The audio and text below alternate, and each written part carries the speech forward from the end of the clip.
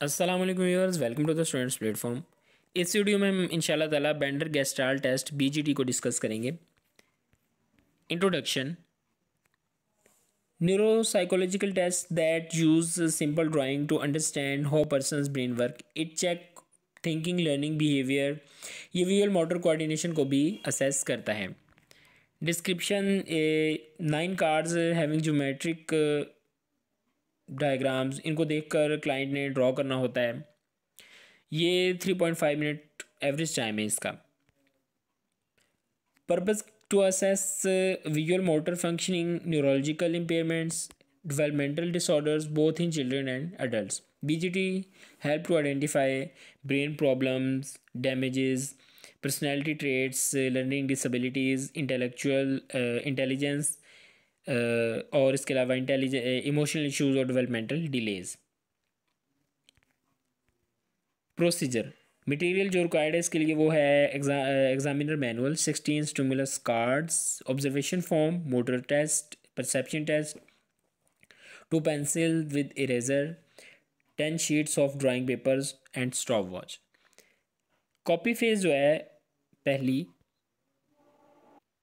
इसमें vertical shape के अंदर पेपर देते हैं क्लाइंट को जिस पर उसने ड्राइंग करनी होती है।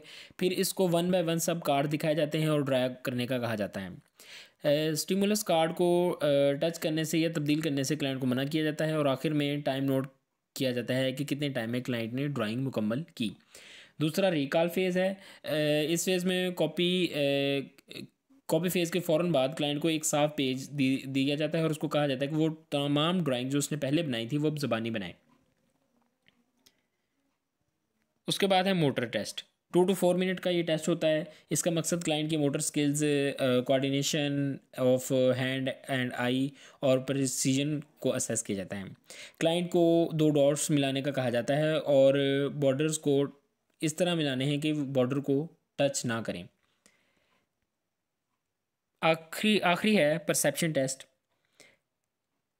इसके अंदर कह रहा है कि evaluate visual perception, attention and matching abilities. इसमें मुख्तलिफ डिज़ाइंस में से क्लाइंट को एक सिमिलर ड्राइंग डिज़ाइन को सर्कल करने का कहा जाता है। मतलब एक डिज़ाइन जो है ना उस तरह के 4 नीचे डिज़ाइन बनाए जाएंगे, उनमें से एक सिमिलर होगा, बाकी डिफरेंट होंगे। उसमें से सेलेक्ट करना होगा कि कौन सा सिमिलर है। एडमिनिस्ट्रेशन: क्लाइंट को एक ब्लैंक शीट दी जाती है और पेंसिल और इरेज़र और 9 कार्ड्स दिखाए जाते हैं एक एक करके, जिनको इसने पेपर पे ड्रॉ करना होता है। क्लाइंट आपसे सवाल पूछ सकता है ड्राइंग के बारे में या मज़ीद पेपर्स मांग सकता है।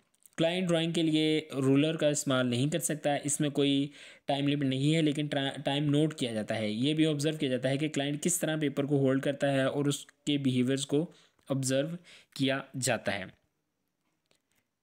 कुछ इंपॉर्टेंट चीज़ें कि पेपर साइज़ जो है 11 इंच इन वर्टिकल पोजीशन, और नॉन पेशेंट जो हैं लोग होते हैं वो 5 मिनट या 5 मिनट से कम में अमूमन इस टेस्ट को कर लेते हैं। इसके अंदर एडमिनिस्ट्रेशन का ये सारा प्रिकॉशंस हैं कि ये टेस्ट जो है विजुअल इम्पेयरमेंट्स वाले बंदों पर अप्लाई नहीं करना। इसी तरह स्फीयर मोटर इम्पेयरमेंट्स वाले लोगों पर भी ये टेस्ट अप्लाई नहीं किया जा सकता। डेमोन्स्ट्रेशन: इसके अंदर कह रहा है कि 2 चीज़ें डेमोन्स्ट्रेशन के अंदर शामिल हैं।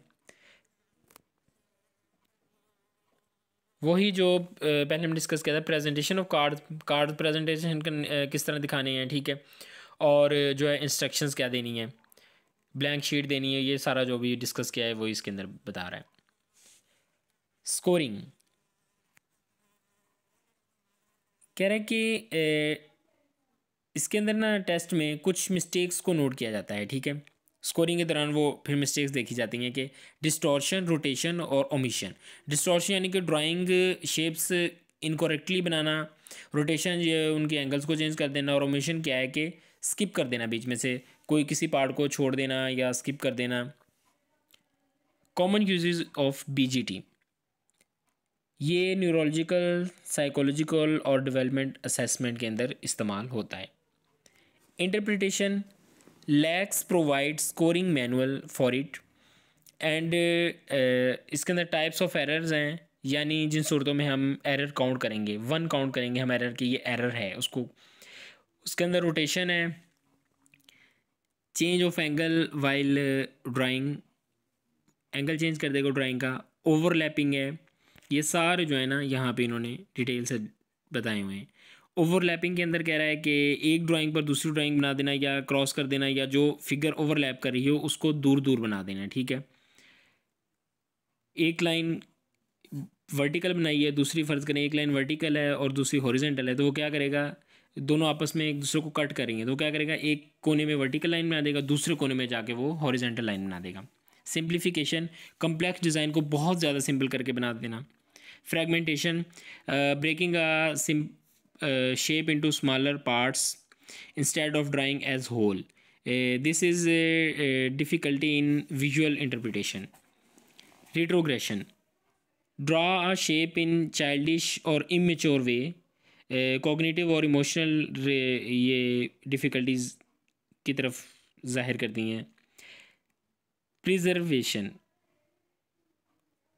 परसिवरेशन, यानी कि repeating a shape over and over, बार बार एक चीज़ को, शेप को उसके ऊपर रिपीट किए जाना। कॉग्निटिव डिफ़िकल्टीज़ को शो करती हैं ये।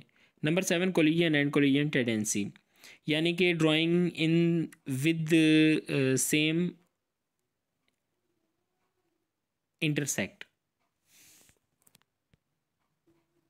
या फिर आप कह लेंगे कोलाइड विद ईच अदर, एक दूसरे के साथ कोलाइड कर देना, मिला देना तस्वीरें। इम्पोर्टेंस, ट्रबल इन स्टार्टिंग और कंप्लीटिंग ड्राइंग, या तो वो सोचता है ड्रा स्टार्ट करने लगे, उससे स्टार्ट नहीं तो उसको समझ नहीं आ रही, तो वो कहाँ से स्टार्ट करे, या फिर जब वो कंप्लीट कर रहा होता है तो उससे कंप्लीट नहीं हो पा रही होती। क्लोजर डिफ़िकल्टी है, यानी कि trouble in closing a shape और इंडिकेटिंग विजुअल, ये जो है विजुअल को प्रॉब्लम को ज़ाहिर करता है।